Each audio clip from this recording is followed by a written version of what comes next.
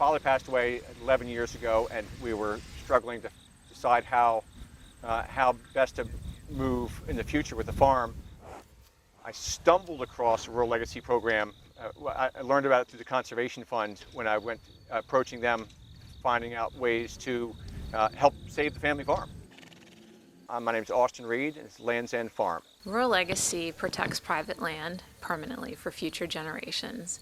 So once the property is protected with what's called a conservation easement, then that means that it can never be developed and that certain environmental practices will always be in place.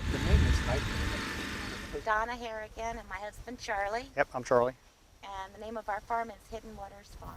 We've been here how long? 15 years. 15 years. We didn't want to develop. We wanted to stay the way it was. We never wanted to develop, yeah.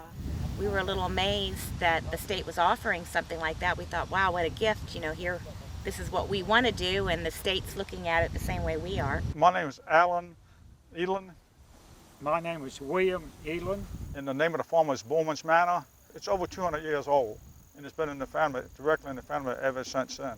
We decided to put the farm in the Rural Legacy to protect the farm and to keep it in the family for years, as many years as we can to come. And for us, it was one of the greatest things that ever was.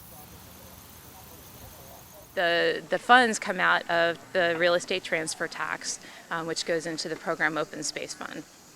And so those funds go a tremendously long way to making sure that those farms stay viable and that Maryland families continue to have jobs in the agricultural economy.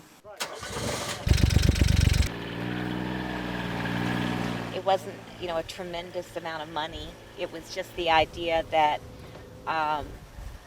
we knew that if we ever needed help in the future, we could fall back. If a big developer comes in or something, we knew that we had a stronghold where we wouldn't have to give up. We'd have people that would help us fight. I'll call you. As time goes on, if they keep taking farms and put them into development for housing, there's going to be less land for agricultural purposes to feed the country. So because of the Rural Legacy, it couldn't be anything any better. We also look for families that are implementing the best environmental practices possible on those farms. Rural Legacy has allowed us to make some other decisions, farming decisions, that we might not otherwise been able to make. For instance, putting a 100-foot buffer in when my CRP on the waterfront expires, putting a 100-foot buffer in without some cushion through Rural Legacy Fund, we might not make that decision to put a 100-foot tree buffer. All right, wait, there you are. It's allowing us to keep the farm in the family for another generation at least. I had an idyllic life growing up on this farm. And my children at their age are a perfect age to appreciate it as I did. People hold that memory, I think, of farms as being a good thing.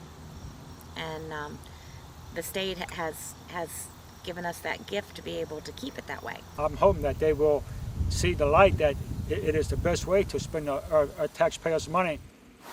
Well, the Rural Legacy program is essential for Maryland families and Maryland jobs. It means that we'll always have farms and that are connected to our rivers and wetland complexes, and they'll be providing food supply for future generations.